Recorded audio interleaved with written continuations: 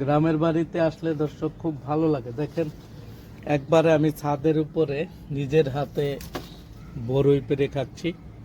এই অন্যরকম একটা অনুভূতি। অনেক বরই হয়েছে, আপনারা যদি কাছ থেকে একটু দেখেন ভালো করে, অনেক হয়েছে। এবং হাত থেকে, মানে হাত দিয়ে এগুলোকে পেরে আমি খাচ্ছি। বিসমিল্লাহ। বরইয়ের স্বাদগুলো দর্শক চমৎকার, একেবারে টকও না আবার মিষ্টিও না, এই স্বাদটা খুবই সুন্দর।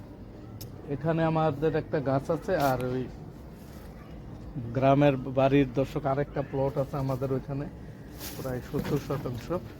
ওই প্লটটার ভিতরে একটা বড় বড়ই গাছ আছে। আমি এখন যাব সেখানে, সেখানে গিয়ে আমি দেখানোর চেষ্টা করব আপনাদেরকে যে গ্রামের বাড়ির পরিবেশ কেমন, এবং গ্রামে আসলে আসলে অনেক চমৎকার অনুভূতি হয়। আর একটা বিষয় দেখেন দর্শক, দোতলা ছাদের উপরে এই যে আম গাছের কি চমৎকার সুন্দর মুকুল এসেছে। এই গাছটা একেবারে অনেক বেশি হয়েছে। এই গাছটা যখন আম হবে, আমার মনে হচ্ছে যে আমগুলো একবারে ঝুলে ছাদের সাথে লেগে যাবে। তো এই গাছটা দেখে আমার খুব ভালো লাগছে। আর আম গাছে এইরকম পরিবেশ একমাত্র এরকম পরিবেশ গ্রামেই পাওয়া যায়। আসলে অন্য কোথাও এইরকম পরিবেশ সম্ভব না। শহরের কোলাহল থেকে গ্রামে ঘুরতে আসলে এমনিই ভালো লাগে।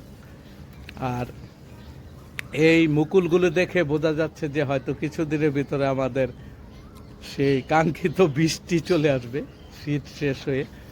তো গ্রামের বাড়িতে অনেকগুলো ডাব গাছও আছে, এখানে সুপারি গাছ আছে।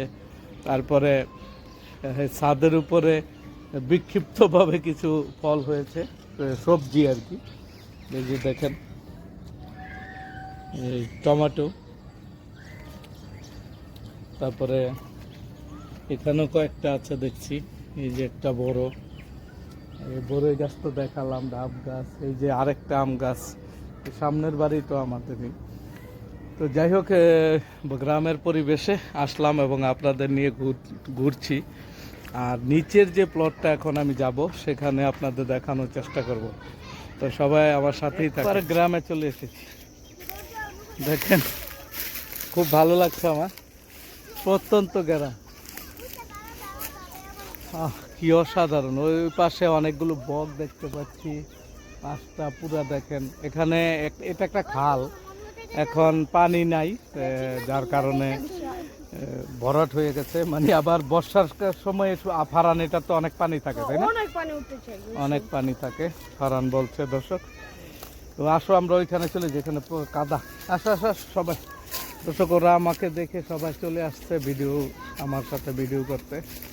এগুলো মনে গরুকে খাওয়াবে, তাই না?